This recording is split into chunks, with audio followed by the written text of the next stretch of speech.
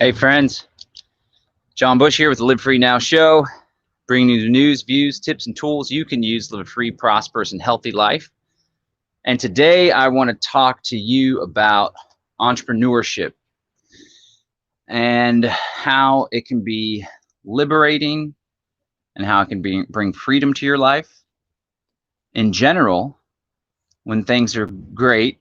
And I also want to share how entrepreneurship is a wonderful thing for the changing world we find ourselves in with the Great Reset and technocracy coming about. I want to thank you for tuning in on the live stream. We broadcast live on Facebook, on my YouTube, on the Conscious Resistance Facebook page. And then thanks to all the people that watch or listen later or listen through the podcast. Thank you for subscribing. If you haven't subscribed to the YouTube channel and subscribe to the podcast, you can find all the links to subscribe on livefreenow.show. And I'm setting up Library as we speak. Library is an alternative video platform, as well as I'm going to set up BitChute as well. The Library is actually porting over all my existing YouTube videos, so it's going to take like a week, but I want to make sure that we can stay in contact with one another. You can continue to find the information I share, even if YouTube shuts me out. Also, I'd love your feedback if you're watching live on the audio quality. I have this little external mic that I hooked up here, and I'm big on audio quality. I know that we use StreamYard to push everything through, and sometimes I think when it's live streaming, it loses some quality, but please give me some feedback on the audio quality, especially for the podcast audience. All right, so entrepreneurship essentially is running a business, taking risks for the purpose of making profit, and it can be a very rewarding thing. And I say it can be rewarding because it's an extremely difficult endeavor to go it alone. It's a lot, you know, there's this paradox where I used to say, you know, entrepreneurship is difficult, it's a struggle, because not only do you have to run the business, fulfill the needs of your clients, but you also have to make sure there's enough money there to pay yourself, right? And if you're an employee or you're working for someone else's business, then you get paid by someone else, right? And the idea is that there's an existing budget in place. So you don't have to worry about not only running the business, but also coming up with the money to pay yourself. Well, in the COVID era, that is not as certain of a thing. There's people that are losing their jobs. There's people that are unemployed left and right. So it used to be the case that employment offered you job security and income security, but now even that is at risk as well. So now I think that it's actually flipped, whereby being an entrepreneur, you have the freedom, and your income and your business revenue is contingent upon your hustle and you providing value to other people in the marketplace.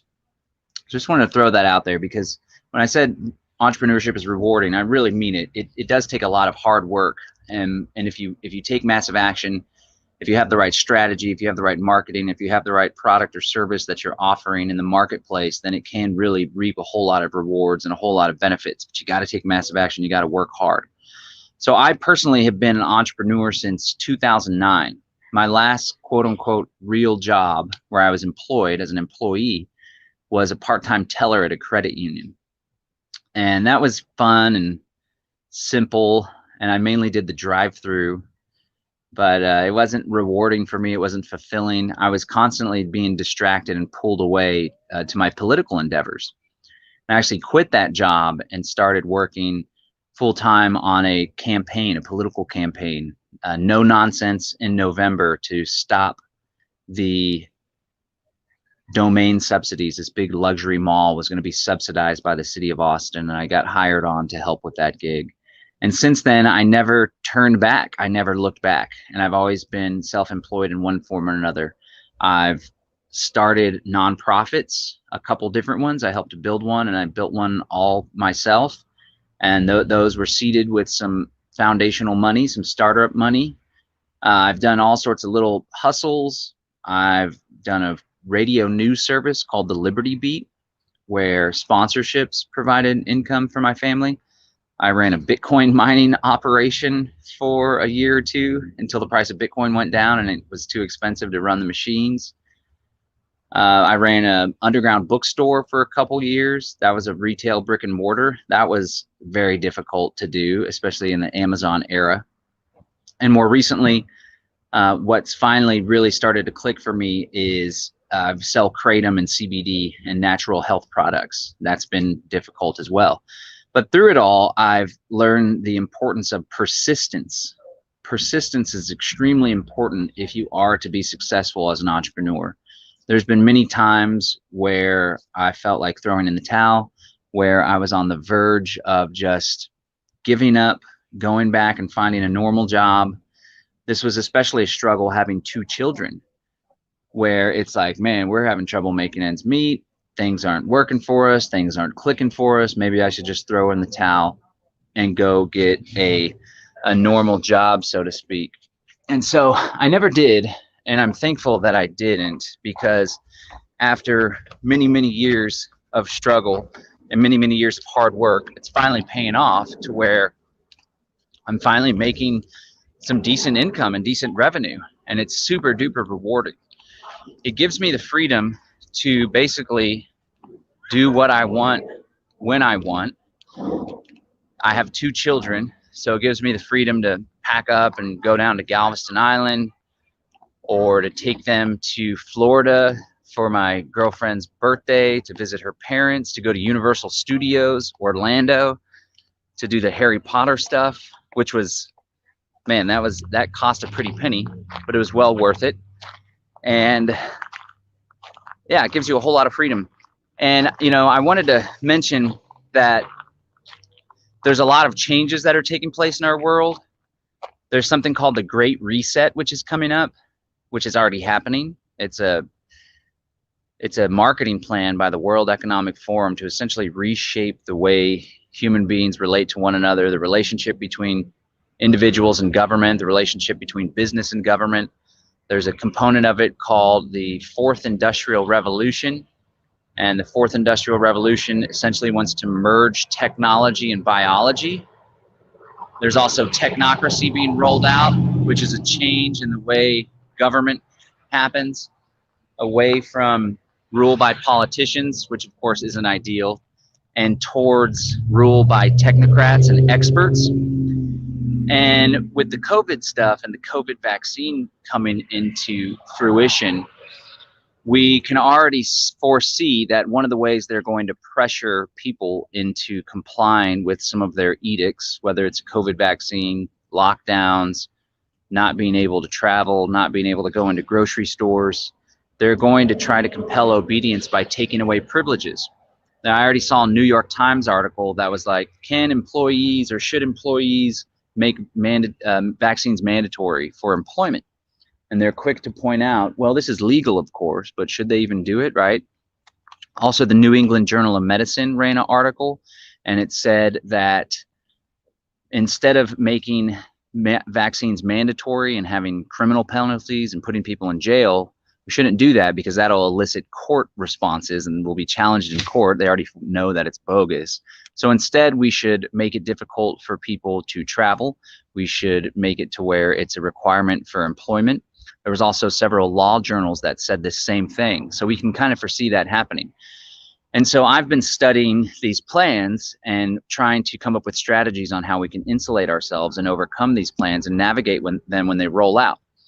And so if you're self-employed, if you run your own business, if you're an entrepreneur and you're networked with other entrepreneurs, then you have the ability to continue keeping on, right? Not only does entrepreneurship give you the freedom to live a life that you want to live, to take off, to put your kids in a private school, to homeschool your kids, but also with the coming tyranny, the coming technocracy, it will afford us great freedom to not be compelled, to not have our employment or our income dangled over our heads as a means of forcing us to obey with things that we may not have, right? And so we're building these networks right here. I often talk about the Freedom Cell Network, freedomcells.org. We have over 6,000 people globally participating. And one of the components of that is we're building our own agora, right? Agora is a Greek word for marketplace.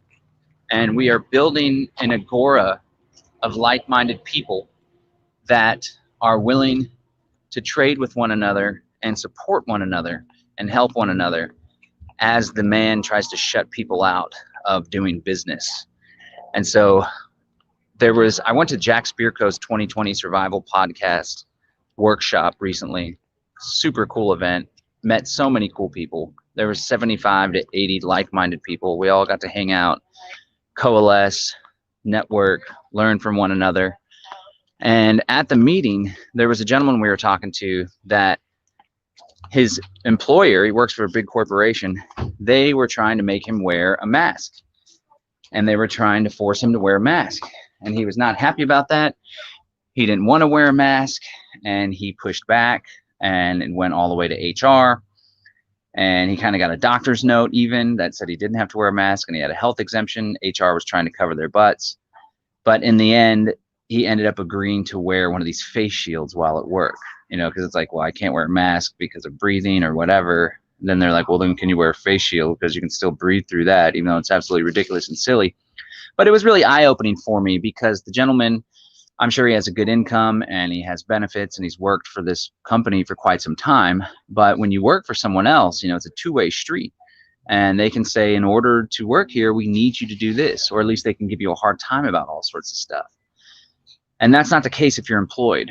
Now, many companies are going to be doing the same thing with the COVID vaccine.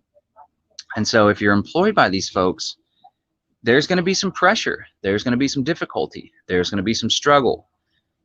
So I think it's a good time, if you are one of these rebels, if you are part of the resistance, if you know a lot of this COVID stuff is completely exaggerated, if not entirely bogus, then you're going to want to start laying the groundwork and the foundation now, so that when the time comes where you're faced with a difficult decision, it's not such a difficult decision. Maybe that's when you switch over from part-time working on your hustle to full-time working on your hustle.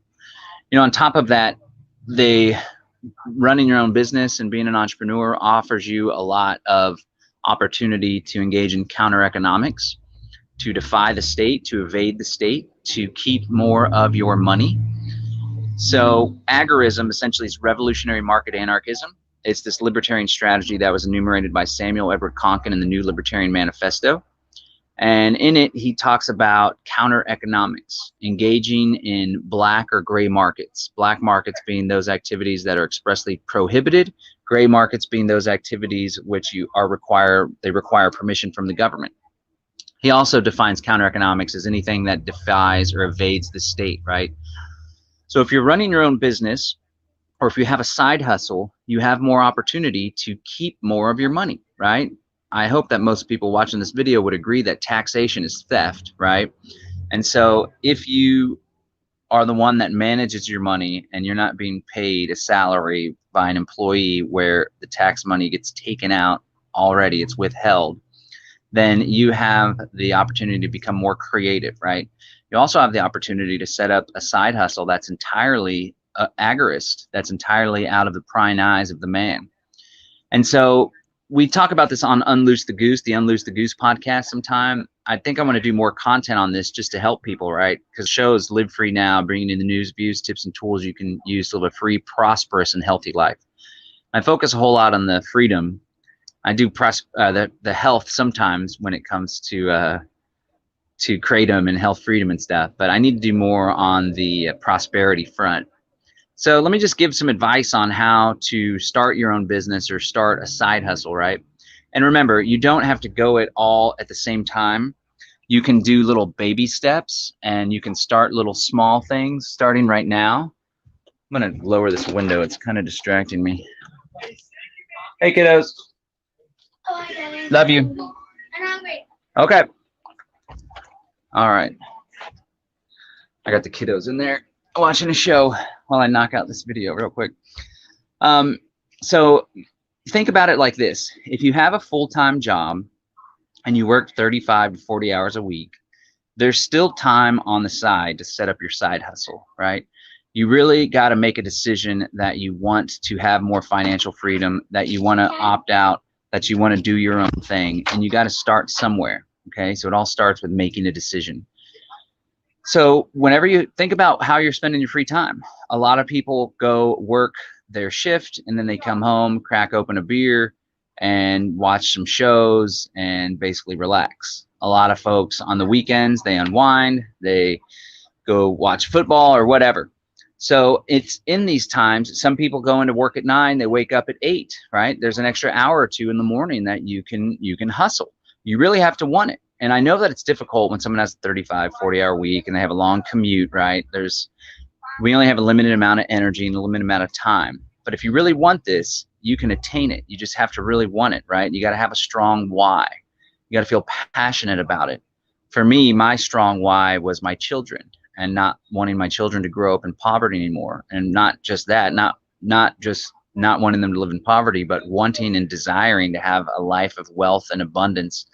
We are currently saving up to buy our dream property, 10, 20 acres here in Central Texas, outside of the city. And so I want that for my kids. I want my daughter to have a little dance studio with nice big mirrors. I want my son to have a greenhouse where he can do experiments with plants and all that stuff. So I have a strong why, and that's been motivating me and driving me. And there's push away from wanting to live in poverty, right? So I'm pushing back away from that, but there's pull, and it's that pulling towards my goals, pulling towards a higher vision that's really been more successful in my opinion. We'll just cut it in half with something, or break it in half. And so think about that, meditate on what your strong why is, and you'll find that even though you're tired, even though you feel overwhelmed with life, if you focus on a strong why and a vision for what life could be like, then it'll help to motivate you and pull you through that time when you're feeling tired, okay? So now you've made a decision, you want to create the side hustle, or you want to create the foundation of your own small business so you can slowly but surely move away from your employment job, or drop down to half-time hours, part-time hours, or just drop it all the way. And the next step is to figure out what it is that you're going to sell, right? What it is you're going to offer in the marketplace. Now, there's two distinct paths when it comes to this. There's two divergent paths. Some people say, you know, the thing to do is to go with what it is you're passionate about, right? And that'll be more exciting, that'll be more fun, it'll be more fulfilling. But oftentimes, what you're passionate about isn't a moneymaker, or there's not a strong demand for it in the market. So I think if you can find something, if you have something that you're passionate about and you know that there's a market demand for it and you can make money off of it, then that's a bonus. But oftentimes you can just start with something where there's a demand for, and there's a demand for it in the marketplace, and you can always shift over to something that you're passionate about from there, right? But really at the end of the day, what's most important is, are people going to buy whatever goods or services it is that I'm offering? Right? That's the question you got to ask yourself. So ideally, it's something that you're passionate about and knowledgeable about. It doesn't have to be. There was something, I didn't lean into it. I wasn't persistent, maybe because I wasn't passionate about it, but I had other stuff going on, and I always have to make these calculations now when I try to do some side efforts, like this podcast, for example, is that any time I focus on something else, I also just started doing cryptocurrency consultations again, because Bitcoin, the price is high, so everybody's all excited about it, and there's a market for it again. And so I just got my first consultation. If you want a cryptocurrency consultation, you go to sovereignbtc.youcanbook.me, sovereignbtc.youcanbook.me. But I got to make that calculation. Anything that I do, any side hustle that I do, it's going to take away from my main income stream, which is the Kratom business, right? I only have a limited amount of hours. Any hour I do consulting someone will be 1 hour less that I could be working on my main squeeze on the Kratom business. But you know, early on I tried this funnel where I was going to sell water filters, right? Water filtration systems. There's just all sorts of stuff out there where there's a demand for it. Here's a business idea if anybody's interested. Oftentimes in cities and towns, there'll be a water crisis. So you have a funnel set up where you offer free water test kits. And then if they're interested in the water test kit, on the next level, they're offered a discount on a water filtration system or whatever. I'm just giving out some random examples. It doesn't have to be something you're passionate about, but people are always wanting clean water. People are always wanting safety for their family. And there's oftentimes cities where there's this big crisis, right? Imagine selling water filtration systems in Flint, Michigan when that first popped off. The point I'm trying to make is it doesn't have to be something you're super excited or passionate about. It just has to be something that people are willing to purchase, people are willing to buy. Here's another tip that I got from Russell Brunson. I should say, like, if you're interested in entrepreneurship, if you're already an entrepreneur, or if you want to make that entrepreneurial leap, some of the folks that have really helped me immensely. I was thinking about doing like a meme or a picture of all the books that I've read in the past 2 to 3 years, and then superimpose the revenue, my revenue for my business, because it's literally like, it's constantly going up. I've been pounding books. I've been applying knowledge. I've had momentum. I've stayed positive. My business has actually increased significantly since COVID started back in February and March. That's because I had a lot of momentum. I wasn't a victim of circumstances. I grabbed the bull by the horns. I leaned into business at that time. So some folks that you can listen, I'm kind of digressing here, but Grant Cardone with the 10X rule. Grant Cardone is huge. Russell Brunson when it comes to marketing, and Dan Kennedy when it comes to marketing.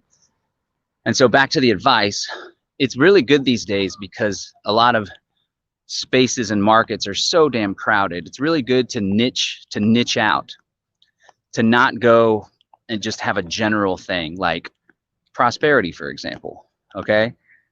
Helping people to run a business, right? You got to go niche. And so he says to go 2 levels down. So there's different types of businesses, services, right? There's like health, relationships, business, prosperity. Okay, so just imagine these 3 big levels, right? But instead of just having a business that helps people with their marriage, right? That's a huge broad category. There's already a lot of people in there. The competition is rough. He likens it to oceans, and he says you don't want to start a business in a red ocean. You want to go to blue waters where the sharks haven't already bloodied the water. And so you got to go down 2 levels. So for example, when it comes to businesses, you don't just do general, hey, let me help you with a business. You go down another level. Okay, what about selling things online is the next level. But you don't want to do things just selling things online. That's a huge industry too. You want to go down 1 more level, a sub niche. So maybe single parents selling things online, or selling things online for a family, right? Something like that. Or when it comes to relationships, right? Relationships is a huge thing. And then maybe 1 step below down that is dating, okay? And then you want to take it a further step, dating while in college, you know, the ins and outs of dating while in college. I don't know, it's a weird example. Or how about health? Let's see. Okay, you have health, the big category. And then 1 step below that is keto, but that's a huge red market. Everybody's already involved in keto. So you want to go 1 step below that. Keto for fathers, right? You relate to people, you're a dad, talk about keto and, oh, the kids don't like this meal or whatever, how to make fun keto meals that you can eat and the kids can eat, how keto can give you energy to play with your kiddos more, stuff like that. So that's one of the bits of advice as well. You want to pick a micro niche, as small of a niche as possible. And then you really want to focus on what is it that potential clients and consumers will want. This is a big thing. You got to kind of check your ego when it comes to entrepreneurship, because what it is, it's not what you want. It's not what you think is best. It's what the market thinks is best. It's what the market desires. It's one of the reasons why Amazon has been so damn successful, and everybody like shits on Jeff Bezos because he's filthy rich. Well, the dude and his company are providing immense value for people, right? There's a reason why he's rolling in hundreds of billions of dollars, is because they focus wholeheartedly on the user experience. It's all about the user experience on that website. And for folks doing online businesses and stuff, emulate some of their strategies, emulate some of the stuff that they got going on. So you really got to focus on, okay, what is it that clients in this industry, that people in this industry want? What is it like? What do they like? What are they interested in? What are their needs? What are their concerns? What are the feelings that they're looking for? Okay. And then of course, you don't want to sell the product or the unit or the service itself. You want to sell the feeling, or you want to sell whatever will be fulfilled if that person chooses to do business with you. Okay, so now, again, we made the decision that we want to be an entrepreneur or that we want to set up this side hustle. We want to be prepared if the company that we work for forces vaccines, or we want to live this way anyway so we can have more freedom, we can keep more of our money. Now we're going to start narrowing in on what it is that we should actually do. We can do something that we're passionate about as long as there's a demand for it in the marketplace. Now we're narrowing down on a niche, okay? Now we're going to study the market. We're going to look at the competitors. We're going to see what they offer. We're going to look for the folks that have tons and tons of likes on Facebook. We're going to look for the folks that seem to be doing successful. We're going to see what works for them, what doesn't work for them. We can do what's called funnel hacking, where we actually purchase their products and we learn from their products, okay? So now we're kind of narrowing in. Now it comes time to really focus on a strategy and come up with our unique selling proposition, our USP. What is it that we offer that's different from other folks in the marketplace? How do we differentiate ourselves? Why should you purchase from us and not someone else, right? And then, a whole lot of successful entrepreneurship has to do with marketing. Where attention goes, money flows. You got to have attention. You got to be out there. Grant Cardone says, if they don't know you, they can't flow you. That's one of the reasons why I've just been cranking out content left and right and just pounding out content. So I'm just present in their minds, right? There's a lot of people that are distracted. Life happens. All sorts of stuff is constantly going on in their lives. And so they may be interested. They may go to your website. Then the kid starts freaking out, or something breaks, or dinner's almost ready, or their wife needs help with something, and they get distracted and move on. So that's why you got to just bang on them with email marketing, phone calls, constantly putting out videos, constantly putting out content in social media, not just relying on one particular avenue or one particular medium. You just got to pound it, pound it, pound it. So now you got to get out in front of people, let people know that you're offering this goods and services. And then at the end of the day, you got to follow through on what it is that you're offering, got to fulfill the needs of the customer, got to send out the product, got to do the one-on-one consultation, got to roll out the online course. And customer service is absolutely critical. At Brave Botanicals, we really pride ourselves in customer service. I make it a point now to try to call every single new customer and welcome them to the company, make sure they receive their product, make sure they're satisfied, make sure they know how to take the kratom, let them know that they can call me or text me at any time at this number. I should say I just used the C word, customer. I try to refer to all of the people that I do business with as clients, not customers. This is something I learned from Jay Abraham. He's also a really good sales guy. And so when you think of them as a customer has the connotation of being transactional. You just want to get some money out of them. It's a one-time thing. When you think of them as a client, that's more of a relationship, right? When you have a relationship with a client, you both work together to add value to one another's lives. And so I try to refer to my customers as clients, not as customers in the first place. And so, yeah, customer service is extremely important. That's how you can differentiate yourself from folks. That's how, even if you charge a little bit more money, or if you don't offer as many choices in the beginning, people will still stick with you because you have the excellent customer service, because you go above and beyond. All right, well, those are just some tips and strategies on how to go it alone. It's not easy. It's difficult. It takes persistence. You got to be resilient. You got to keep your eye on the prize, and you got to take massive action, right? A lot of it has to do with mindset, thinking abundantly, not living in fear, believing in yourself, knowing that you can do it. But it's not just the mindset. That's just one piece of the puzzle. Another important piece is taking absolute massive action towards your goals, having goals, focusing on them, writing them down, making sure all the pieces are all working towards your common vision and where you want to go. We started off by talking about how entrepreneurship is liberating, and how it gives people the freedom to live a life on their terms. I'm big on lifestyle design. And so when you have your own business, when you're an entrepreneur, you have more opportunity to choose the type of life you want to live. Another cool thing about being an entrepreneur is you can increase your income anytime you want. Like last month, we went to Florida, brought the kiddos for my girlfriend's birthday. We went to Universal Studios, to do the Harry Potter thing, and man, it cost a lot of money. But it was like, okay, we're going on this trip. I need to hustle up. I need to 10x I need to just blow up the sales this month. I need to do a big sale while we're gone. I launched a sale while we were gone. It was rolling in the dough. So it kind of lessened, you know, I try my best not to have a scarcity mindset and to always be in a state of abundance. But, you know, when you're there at the restaurant spending money on a huge expensive meal where it's like $20 a person, and you get the little butter beer and all the little souvenirs, and we had to get the kids the souvenirs. We did do one hack where we went to the Halloween store to get them the nice Harry Potter robes, and instead of spending $120 at Universal Studios to get them, that was a good move. But we also bought the wands and everything. And so I try to just stay in abundance, not feel like, oh man, $20 meal, $20 is a lot of money, right? Is $20 really a lot of money? No, it's not. Try to just eat. I have like a mindfulness thing going where anytime I'm like, oh, this hurts, or oh, the groceries cost $250. Oh, I just wash that away, because I know there's so much money out there. There's so much opportunity out there. I don't want to get stuck in that scarcity mindset. I want to stay in a place of abundance. So, but being an entrepreneur gave me the opportunity to say, okay, I'm gonna have to come up with a few extra $1,000 this month to make this trip a success, and I'm gonna do it.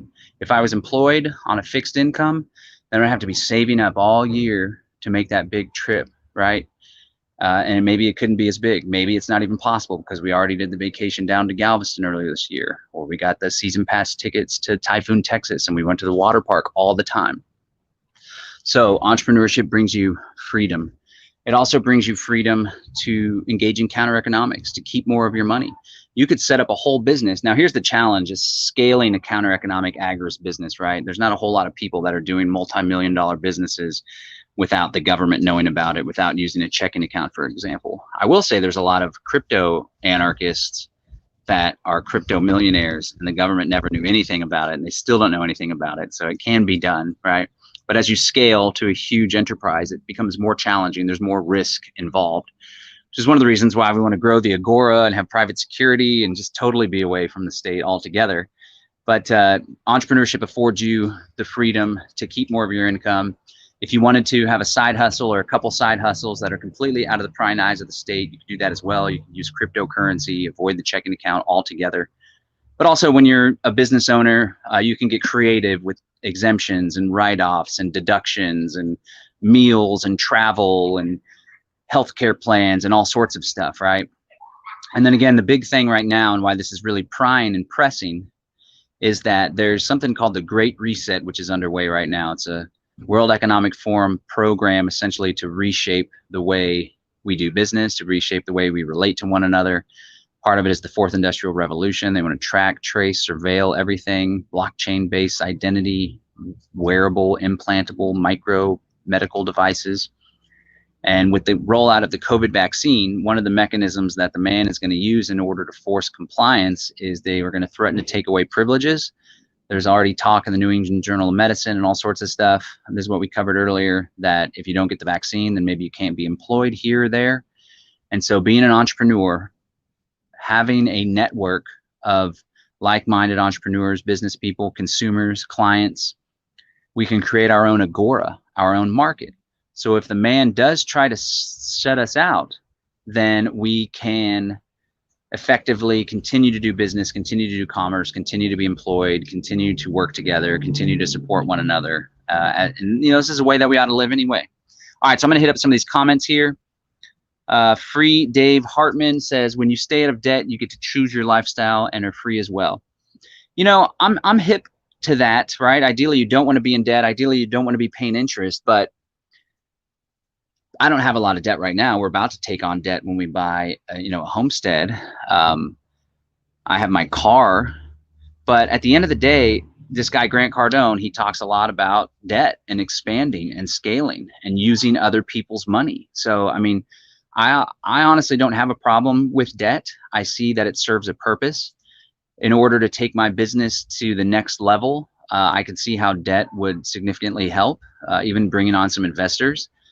So as long as you get a good interest rate, and as long as you have the income, and as long as you don't become a slave to it, debt can be used as a tool in order to grow and expand. So I'm not hip to the whole Dave Ramsey thing. Grant Cardone talks about taking on debt only when it's something that can increase your income. He even talks about not buying your own house, just renting, and instead taking the money that you would have tied up in the equity of a home and using that to invest in properties or rental properties. We're going to do this awesome hybrid system when we buy a property, and you can bet I'll be documenting it and sharing all of this with you, is that we're going to have a homestead, 5, 10, 20 acres. And on that property, we're going to try to prove out a model, a replicatable model, where we have tiny homes, or we have eco homes, or dome homes, or whatever, and people can come rent them. And we have passive income coming in through that. And maybe we do 8 units in one little section. Then we could replicate that on another area of the property, or we can acquire other property with partners and investors. So at the same time, not only do we have our own home, but we're also earning an income from this homestead. I just wanted to throw that out on top of when it comes to debt. Elena says, it's like when credit unions and some other businesses call their customers members instead. Precisely, Elena, but we definitely want to be genuine about it. And yeah, she's referencing when I talked about, I refer to my people that do business with me as clients, not customers. A lot of people refer, like Target refers to the people that come in as guests.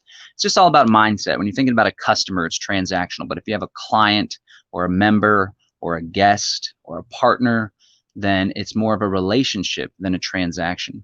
Mick Brown on YouTube says, I'm UK friends have got a system fitted to pipe tap water, all distilled is what all they drink, and cook once lockdown has ended. 10 December, must go look as buy mine 6x2 liter bottle, single fella, it's enough. I think Mick's talking about storing water here, which is extremely important. We always want to be prepared for everything. Hi, John, just watched Curfew denning South Californians, burning masks. They're waking up. Great to see. You're full of super ideas. Keep on the path. Cheers. Thanks, Sabretooth. Yeah, I can't believe there's freaking curfews going on in California. You know, another thing that entrepreneurship allows you to do is to have freedom, right? Assuming you're not tied down to a retail brick and mortar, which I don't think would be a good idea nowadays. The lockdowns really screwed that up. My daughter, I'm helping my kids set up little businesses. My daughter wants to do a tea business, and my son wants to grow the tea leaves for her. I'm also talking about trying to get him on the opportunity to grow little seed starters, because I know my parents will buy some from him. The school they go to might buy some. Imagine just selling these little $4 or $5 starter plants. He sells 10 of them. He's got $50. You know, that'll be super exciting. But my daughter originally wanted to do a tea store where they served these different kinds of teas to people. And I was like, honey, as an entrepreneur, you always got to be careful. You got to anticipate what the state could do. And it's unfortunate, but right now is not the time to get a brick and mortar. And she's like, yeah, you're right, Dad. Maybe we can just sell tea bags and stuff. But entrepreneurship gives you the freedom to get the hell out of Dodge and vote with your feet. And so for folks that value liberty and prosperity, I'm not sure what you're still doing in California. And if you have a job that's tying you to California, then this podcast and this video I'm doing right now is all the more important for you to get the hell out of there and set something up so you have more freedom. Lots of side hustle going down at Winter Count as well. Barter Fair and Trade Blanket. All right, freaking Dave Hartman. Yeah, we just did a barter blanket over at Jack Spirko's. That was my first experience with something like that. Super duper cool. There's all sorts of agorism going on. Everyone's stepping out of the system right now. It's the best time for sure to live free. It's never been a better time to live free. Freaking Dave said earlier, you should go to Winter Count in Arizona in February. It's a wonderful gathering where you learn and practice earth skills with like-minded folks. I'd love to do that. Thank you so much for sharing that with us. All right, folks. I appreciate everybody tuning in. This has been another edition of the Live Free Now show, where I bring you news, views, tips, and tools you can use to live a free, prosperous, and healthy life. It's been a walk and talk for the podcast audience. Thank you for tuning in. Again, I invite you to subscribe to my YouTube channel. I almost have 1,000 subscribers, so help me hit up that 1,000 number. And I'm setting up library right now because YouTube is taking down Kratom videos, and with the content I publish, it's only a matter of time as my page scales that they'll probably take me down as well. So I'm setting up library. And then I've really been driving people to subscribe to the podcast. I'd love it if you could subscribe to the RSS feed. You can go to livefreenow.show, livefreenow.show, and you'll be able to see iTunes, Stitcher, Google Podcasts, all that stuff. So again, I want to thank everyone that's tuned in on the live audience. I want to thank you that are listening in the podcast audience. You guys are the ones that motivate me to keep on doing this. And I'm looking forward to building a relationship with you guys and continuing to support one another. And live free. How we're going to find freedom in an unfree world. We got this, guys. All right, peace and freedom. Thanks for tuning in. I'm out.